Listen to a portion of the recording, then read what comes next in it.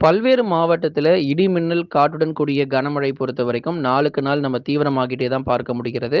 எந்தெந்த மாவட்டத்துல இன்னும் நமக்கு மழை வந்து கொண்டே இருக்கும், எந்தெந்த மாவட்டங்கள்ல இன்னும் அதிக மழை காத்திருக்கு அப்படின்னு சொல்லி தான் நம்ப பார்க்க போறோம். நண்பர்களே மறக்காம நீங்க லைக்க போடுங்க, சப்ஸ்கிரைப் பண்ணாதவங்க வேகமா சப்ஸ்கிரைப் பண்ணுங்க. துல்லியமான வானிலை அறிக்கைய பெற்றுக்கொள்ளுங்க. இப்ப அடுத்து வரக்கூடிய நாட்கள் நம்ம வெள்ளப்பெருக்கு ஏற்படுற அளவுக்கு நமக்கு மழை பொழிவு பத்தி ஏற்கனவே சில நாட்களாக நம்ம பேசிக்கிட்டு இருந்தோம். வரப்போற இந்த ஜூன் 23லிருந்து 26 வரை இருக்கக்கூடிய நாட்கள் ரொம்பவே கடுமையான மழை பொழிவு இருக்கும். நாளை மறுநாள்லாம் நம்ம எடுத்துக்கிட்டோம் அப்படின்னா, பரவலாக விட்டு விட்டு நமக்கு கனமழை வந்து மேற்கு தொடர்ச்சியில பதிவாக வாய்ப்பு. அதே ஜூன் 23லிருந்து 26ஆம் தேதி தான் மேற்கு தொடர்ச்சியில கடுமையான மழை பொழிவு கிடைக்கும். குறிப்பா நீலகிரி, கோவை, தேனி, தென்காசி உஷாரா இருந்துக்கோங்க. நிச்சயம் நமக்கு மழை பொழிவு ரொம்பவே தீவிரமாக இருக்கும்.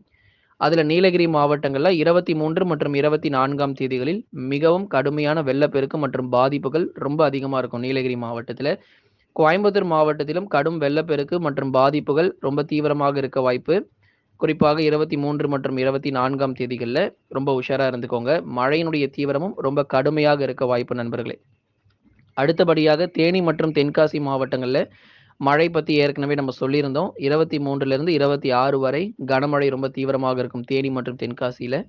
அவ்வப்போது விட்டு விட்டு நம்ம கனமழையும் இந்த இடைப்பட்ட நாட்கள்ல பதிவாகுறதுக்கான வாய்ப்பு இருக்கு. இப்போ மழை வந்து சரிவர பெய்யாத பகுதிகள், இந்த மதுரை, திண்டுக்கல், விருதுநகர், சிவகங்கை, ராமநாதபுரம், தூத்துக்குடி மற்றும் திருநெல்வேலி போன்ற தென் மாவட்டங்கள்ல இதுவரை மழை சரிவர பெய்யாத பகுதிகள், அல்லது லேசான மழை தான் வந்துச்சு, மிதமான மழை தான் வந்துச்சு நெறைய பேர் சொல்லியிருந்தீங்க மதுரை பக்கம். இனிமே நம்ம கனமழையினுடைய தீவிரம் அதிகமாக இருக்கும் அப்படிங்கிற எதிர்பார்ப்புகள் இருக்கு.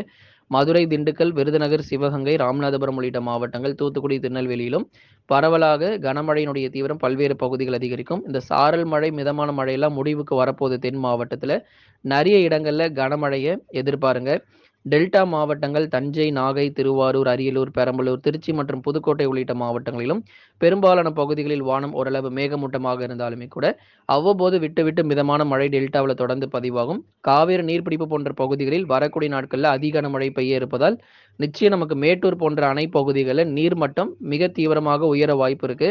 சென்னை, திருவள்ளூர், காஞ்சிபுரம், செங்கல்பட்டு, விழுப்புரம், கடலூர், புதுச்சேரி மற்றும் காரைக்கால், கள்ளக்குறிச்சியில பெரும்பாலும் காலை மற்றும் பகல்ல வானம் மேகமூட்டமும் வெயிலும் காணப்பட்டாலும், இரவு மற்றும் நள்ளிரவில் காற்றுடன் கூடிய கனமழையும், ஆங்காங்கே பகுதியாக மழை தீவிரமாக வாய்ப்பு இருக்கு. வேலூர், திருப்பத்தூர், ராணிப்பேட்டை, திருவண்ணாமலை, சேலம், கரூர், நாமக்கல், திருப்பூர் மற்றும் ஈரோடு மாவட்டத்திலும் பரவலாக இடைவெளி விட்டு நம்ம லேசானது முதல் மிதமான மழைய எதிர்பார்க்கலாம். நண்பர்களே மறக்காம நீங்க லைக் பண்ணுங்க, சப்ஸ்கிரைப் பண்ணி தொடர்ந்து சப்போர்ட் பண்ணுங்க.